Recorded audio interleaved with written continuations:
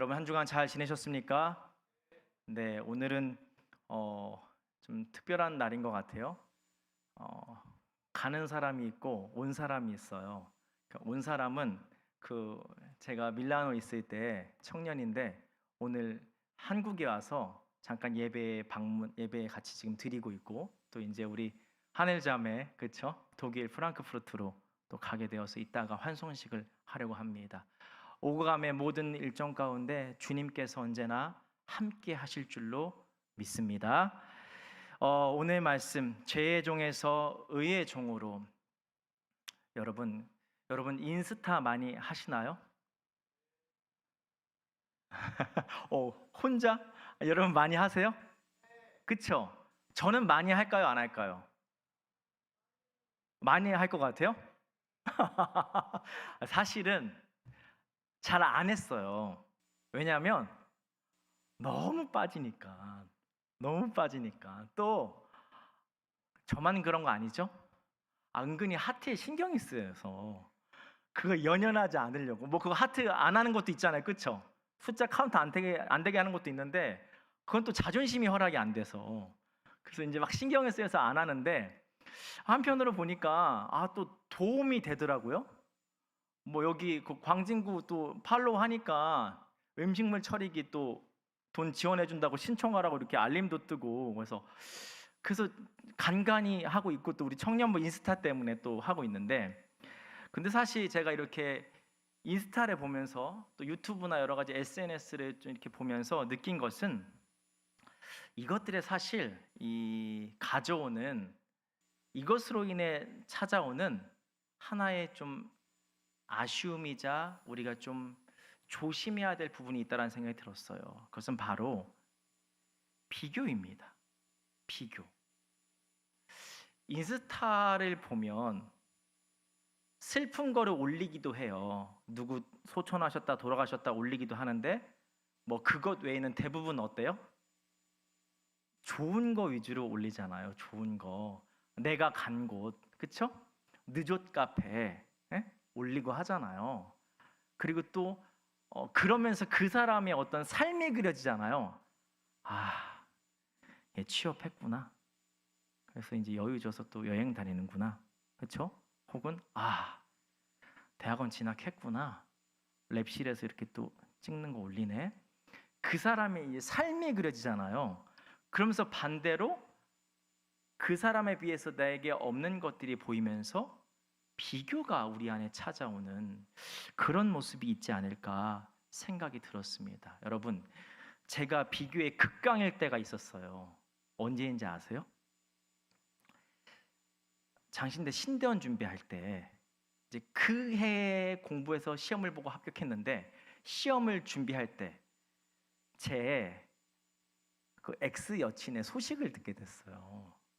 근데 얘가 나랑 헤어진 지 1년도 안 됐는데 우리 그 눈에 보이게 너무 좋은 남자를 만난 거예요. 소위 말하는 학벌도 너무 좋은 사람 만나고 비교되네? 심지어 또 그 사람이 같은 이 길을 왔네? 이미 그 사람은 신대원 졸업반인 거예요. 난 아직 입학도 못했는데? 어떨까요, 여러분? 비교가. 우리말로 흔히 말하는 쩔죠. 아주 뭐 비교의 늪에 빠져갖고 공부를 못하겠는 거예요. 나는 뭐지? 나는 왜 이 모양인가? 나는 잘난 게 무엇이 있는가? 완전 뭐 비교의 늪을 빠진 거죠. 여러분, 우리나라가 이런 비교하게끔 하는 환경에 너무 잘 이렇게 환경이 조성되어 있는 것 같아요. 일단 시작부터 대학 가면 어때요? 비교죠. 어느 대학 서열이 쫙 나뉘잖아요. 그쵸? 그 다음 또 어때요? 이후에는 스펙이죠. 예. 너 뭐 점수 몇 점이야? 토플 몇 점이야? 뭐 이런 점수 쫙 나뉘잖아요. 그런데 오늘 이 비교의 틀 앞에서 성경이 우리에게 말해주고 있는 것이 있습니다. 이 비교가 먼저는 죄를 불러올 수 있다는 것입니다. 한번 생각해 볼까요? 여러분, 비교 가운데 무엇이 생기나요? 먼저는 열등감이 생기죠. 그렇죠? 나는 남보다 못해. 이 열등감으로 인해 무기력해질 수 있죠. 근데 더 나아가 그로 인해 자기 자신을 부정하게 될 때도 있습니다. 나는 왜 이 모양인가? 아까 제가 부정했던 거죠. 그런데 여러분, 이처럼 나를 부정한다는 것은 곧 나를 지으신 창조주 하나님을 부정하는 것이죠. 나를 만드신 하나님의 손길을 비판하는 것과 다름이 없는 것입니다. 그분이 나를 지으셨는데 그 지으신 나를 내가 비판하거나 부정하고 있기에, 그렇게 결국 그분을 비판하는 것, 이 하나님과 반대되는 죄임을 우리가 비교를 통해서 죄로 갈 수 있음을 생각해 볼 수 있습니다. 또 한 가지가 이렇게 될 수 있어요. 여러분, 비교 가운데 열등감이 생긴다고 했죠. 이 열등감의 반대는 뭔가요? 컨디션이 좋아요. 예. 우월감이죠. 내가 더 낫네. 걔 그 정도밖에 안 돼. 그 정도밖에 안 돼. 이것이 평가를 넘어서 그 사람에 대한 비하의 마음이 생길 수 있죠. 누군가를 비하하는 것, 그를 만드신 하나님을 비하하는 죄에 빠질 수 있다는 것입니다. 이런 비교로 인해 이 아픔과 상처, 이 더 나가서 죄에 빠질 수 있는 기로에서 주님께서 오늘 12절부터 14절까지 우리에게 하시는 말씀이 있습니다. 우리 대표 말씀으로 우리 같이 14절 말씀을 한번 읽어보죠. 한 목소리로 읽겠습니다. 14절 말씀이요. 시작. 죄가 너희를 주장하지 못하리니 이는 너희가 법 아래 있지 아니하고 은혜 아래에 있음이라. 아멘. 여러분, 이 말씀 우리 세 번역으로 다시 한번 읽어볼까요? 세 번역 띄워주세요. 세 번역이요? 네. 제가 읽어드릴게요. 제가 한번 읽어드릴게요. 잘 들어주세요. 여러분은 율법 아래 있지 않고 은혜 아래 있으므로 죄가 여러분을 다스릴 수 없을 것입니다. 죄가 우리를 다스릴 수 없다고 말합니다. 왜 그런가요? 율법 아래 있지 않고 은혜 아래에 있기 때문에. 율법, 이 죄를 깨닫게 하는 기능을 가진다고 했죠. 구약 성경에서 이 모세오경, 창출 레민신을 주로 가리킵니다. 그런데 이 율법을 재해석하면 다음과 같습니다. 유대인들은 이 율법으로 사람을 갈랐습니다. 이 사람은 율법을 알고 믿고 있는 사람, 그렇지 않은 사람, 그리고 그 율법으로 인해 구원받는 사람, 구원받지 않고 지옥 가는 사람, 이렇게 사람을 평가하는 기준 혹은 사람의 급을 나누는 비교의 도구가 율법입니다. 그런데 주님이 바울을 통해서 이렇게 말씀하십니다. 너희는 율법 아래 있지 않다. 세상에서 흔히 하는 평가의 기준 아래, 비교의 틀 아래 우리들이 있지 않다고 말하는 것입니다. 그리고 이렇게 말합니다. 은혜 아래 있다. 비교의 틀이 아니라 은혜, 값없이 자신을 내어주신 자리, 십자가 사랑 안에 있다는 것입니다. 즉, 그가 가진 학벌, 스펙 등을 통해 무시당하거나 소외당하거나 차등의 자리에 놓이거나 혹은 차등을 두는 대상이 아니라 예수님의 핏값으로 사신 소중한 한 사람으로 여기신다는 것입니다. 결코 우리들에게 세상의 비교의 틀이 적용될 수 없다는 것입니다. 우리는 하나님의 은혜 아래에 머물고 있다는 것입니다. 완전 새로운 프레임으로 세상을 바라보는 것이죠. 이것이 크리스천의 가치관이자 시선입니다. 이 사실을 기억하는, 또한 이 사실로 타인에게 다가가는 우리 모두가 되기를 소망합니다. 여러분, 은혜 아래 있습니다. 율법의 비교의 틀에 매이지 마십시오. 천지를 지으신 하나님께서 우리를 은혜 아래 두고 계십니다. 여러분 한 명 한 명을 가장 가치 있고 소중한 존재로 창조하셨으며 그렇게 이끌고 계신다는 것입니다. 근데 여러분, 이 사실로 인해서 약간의 자유함은 있지만, 그렇죠? 그런데 여전히 불안합니다. 왜 그런가요?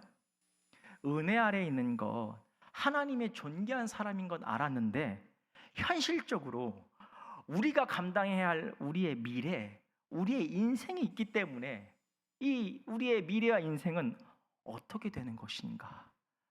이로 인한 불안감이 찾아오고, 그래서 다시 어떻게 해요? 눈앞의 현실을 보게 되고 비교의 마음이 어때요? 몽골하게 이렇게, 그렇죠? 올라오게 되죠. 여러분, 앞서 말씀드렸습니다. 우리가 죄 아래 있지 않고 은혜 아래 있다. 이 말은 또 다른 의미를 담고 있습니다. 우리 같이 18절 말씀을 읽어보죠. 함께 있습니다. 죄로부터 해방되어 의에게 종이 되었느니라. 다시 말해 죄의 종에서 은혜, 죄를 용서받아 의로워진 의의 종으로 우리의 소속이 바뀌었다는 것입니다. 한마디로 우리의 주인이 바뀌었다는 것입니다. 죄의 종은 무엇을 말하나요?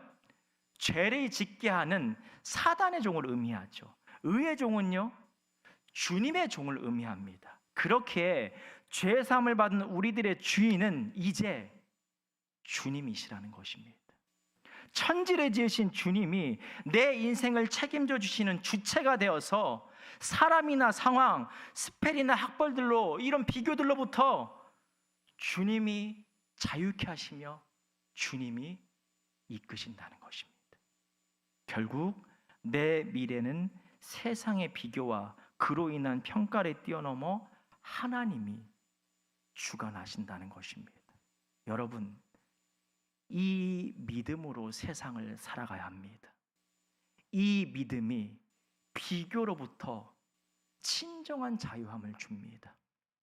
스펙이, 학벌이, 여러분이 가진 눈에 보이는 능력이 여러분의 인생을 다 책임져 주지 않습니다.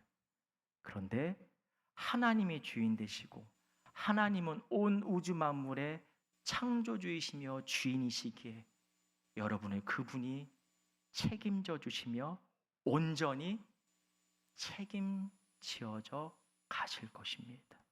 이 사실을 잊어서는 안 됩니다.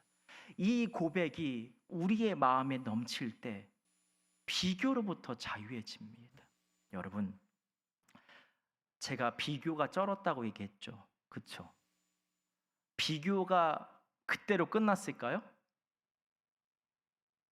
계속돼요.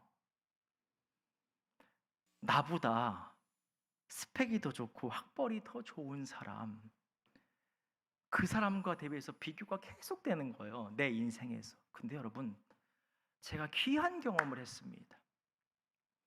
스펙이 좋고 학벌이 좋고 눈에 여러 가지 좋은 것이 많이 있는 사람이 있습니다. 그렇지 못한 사람이 있어요. 저도 이제 조금 살았잖아요. 지금 지나와 봤는데 처음에는 이 사람들이 굉장히 앞서가더라고요. 그래서 참 답이 없다 생각했습니다. 그런데 이 사람들은, 이 사람 중에서는 주님을 의지하지 않는, 주인으로 모시지 않는 사람들이 있죠. 그리고 스펙이나 학벌이 부족하지만 주님을 주인으로 모시는 사람이 있습니다.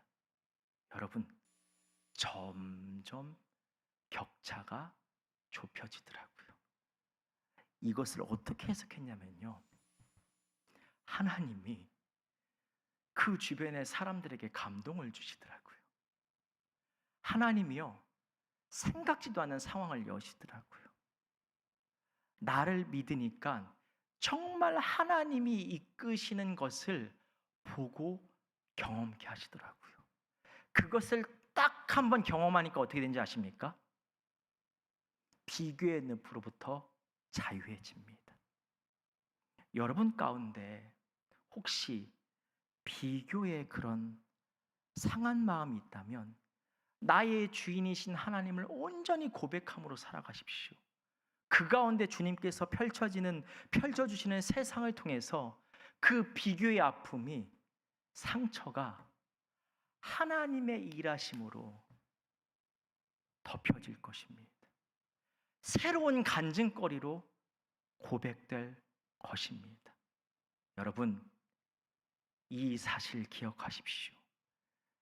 은혜 아래에 있는 우리의 주인은 천지를 만드신 주님이심을 날마다 고백하며 살아가는 우리 모두가 되기를 소망합니다. 근데 여러분, 주님은 내 인생을 이끄신다는 것에 우리들이 취해 사는 우를 범해서는 안 된다고 또 말씀하십니다. 다시 말해, 그렇게 너 아무것도 하지 말라는 게 아니야, 이러면서 우리에게 권면을 주세요. 19절부터 22절까지가 그 말씀인데요, 우리 22절 말씀 같이 한번 읽어볼까요? 그러나 이제는 너희가 죄로부터 해방되고 하나님께 종이 되어 거룩함에 이르는 열매를 맺었으니 그 마지막은 영생이라. 아멘. 거룩한 열매를 맺어야 하는 것, 우리는 우리를 비교와 열등감의 소재로 내어주는 것이 아니라 하나님을 위한 도구로 내어드려야 한다는 것입니다. 하나님께서 우리의 주인 되셔 이끌어 주시는데 그 가운데 우리도 하나님께 반응하며 살아야 된다는 것입니다. 하나님의 도구로서 남들의 시선을 의식하고 그것을 쫓으려 안간힘을 쓰는 것이 아니라 내게 주어진 자리, 주어진 일을 열심히 감당하면서 그 자리에서 거룩함에 이르는 열매를 맺으며 살아가는 것입니다. 남들과 비교하고 마음 아파하는 곳에 에너지를 쓰는 것이 아니라 하나님이 내게 주신 달란트, 좋은 기질, 좋은 생각들을 내 곁에 있는 사람들에게, 우리 주변에 섬겨야 할 사람들에게 흘려보내는 것, 그들을 위해서 사용하는 삶을 살라는 것입니다. 여러분, 비교로 인해서 아파해서 기도해 보신 적 있으세요? 나만 찌질이었나? 있으세요? 있으시죠? 그런데 여러분, 언제까지 하실래요? 이제는 하나님께서 내게 주신 좋은 달란트, 좋은 기질이 무엇인지를 찾게 해달라는 기도로 나아가는 것입니다. 하나님, 저를 하나님께서 창조하셨는데 제게 주신 좋은 기질이, 달란트가 뭐예요? 보게 해주세요. 그리고 그 가운데 발견한 것을 가지고 주변을 섬겨나가는 사람, 그렇게 창조의 목적을 이룸으로써 창조주 하나님을 기쁘시게 해드리는 사람, 이 인생으로 나아가라는 것입니다. 현도가 내가 너의 주인이 되어 너를 이끌 거야. 근데 그냥 이끌지는 않아. 나를 위한 거룩한 열매들을 맺어가. 비교의식에 휩싸이는 것이 아니라 내가 너에게 준 달란트, 좋은 기질을 사용해서 거룩한 열매들, 주변을 섬겨가면서 나를 기쁘게 해. 그럴 때 내가 너를 이끌어 간단다. 이 말씀을 하고 계시는 것입니다. 여러분, 우리 로마서 6장 23절 한번 같이 한번 읽어볼까요? 죄의 삭은 사망이요 하나님의 은사는 그리스도 예수 우리 주 안에 있는 영생이니라. 아멘. 사망은 여러 의미가 있지만 주된 의미는 하나님과의 영원한 단절을 말합니다. 그래서 하나님께로부터 아무것도 공급받지 못하는 상황, 그 상태를 사망이라고 성경은 가리키고 있습니다. 육신의 사망도 포함되지만요, 반대로 영생은 뭘까요? 하나님과 영원한 연합, 늘 하나님과 교제하며 늘 하나님으로부터 받으며 하나님께로 또 나아가는 그런 영원한 연합을 말하고 있습니다. 더불어 영생은 부활도 말하는 것이죠. 여러분, 비교는 죄를 낳을 수 있다고 했죠. 그 죄를 낳고 그 죄로 인해 하나님과의 단절, 사망을 낳음을 이야기하는 것입니다. 그런데 여기서 하나님의 은사라고 나오죠. 은사는 십자가의 역사를 이루는 하나님의 능력이자 힘을 말합니다. 다시 말해 은혜를 완성케 하는 하나님의 손길을 말합니다. 결국 은혜를 기억하는 사람, 주님께서 나를 있는 모습 그대로 사랑하시어 나를 다시 죄에서부터 하나님의 자녀로 구원해 주시고 주인이 되어주셨다는, 나의 주인이 되어주셨다는 그 사실을 붙들며 살아가는 자는 비교로부터 인한 죄로 자유하며 내게 주신 것, 나를 만드신 모습으로 이웃과 세상을 섬기는, 그렇게 주님과 언제나 연결된 삶을 살아간다는 것을 주님이 말씀하고 계십니다. 사랑하는 여러분, 세상의 가치에 함몰되는 것이 아니라 세상의 가치와 비교할 수 없는 하늘의 가치를 증명하는 인생을 살아내기를 소망합니다. 소망합니다. 말씀을 정리합니다.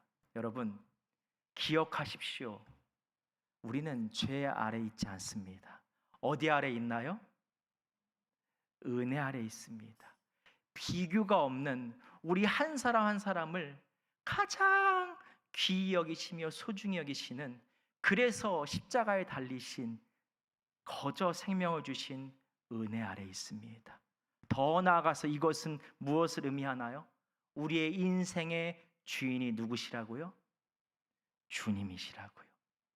그렇기에 세상의 비교로부터 자유하며 그것에 이끌려서 온전하게 이루지 못하는 인생이 아니라 주님께서 이끄시어 우리의 인생을 완벽하게 하나하나 이루어 가시는 인생을 살아가게 된다는 것입니다.